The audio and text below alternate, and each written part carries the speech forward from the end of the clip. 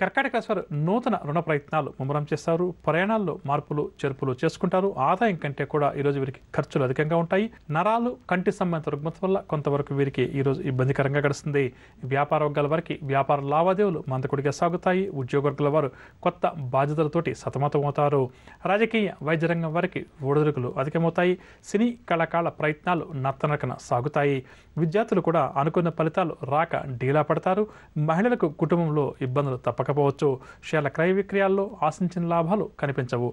ఇక కర్కాటక రాశి వారికి వాళ్ళ కాసు రంగు ఆకుపచ్చ రంగు మరియు పసుపు రంగు. పరిహారాల విషయానికి వస్తే కర్కాటక రాశి ప్రతి ఒక్కరూ కూడా గణపతిని పూజించడం ఈరోజు చాలా మంచిది. తదుపరి సింహరాశి. సింహరాశి వారికి అదనపు ఆదాయం సమకూరుతుంది. పెద్దల సలహాలతోటి కొన్ని నిర్ణయాలు తీసుకుంటారు. ఇంటిలో శుభకార్యాలు కూడా నిర్వహిస్తారు. ఆస్తి వివాదాలు ఏవైతే ఉన్నాయో అవన్నీ కూడా తీరుతాయి. వ్యాపార వర్గాల వారికి వ్యాపార లావాదేవీలు ఊపందుకుంటాయి. ఉద్యోగ వర్గాల వారికి విధుల్లో ప్రతిబంధకాలు తొలగుతాయి. పారిశ్రామిక రాజకీయ వర్గాల వారికి విదేశీ పర్యటనలు ఉండవచ్చు. సినీ టీవీ కళాకారుల అజ్ఞాలన్నీ కూడా నిజమవుతాయి. విద్యార్థులకు అరుదైనటువంటి అవకాశాలు కొన్ని దగ్గరకు వస్తాయి.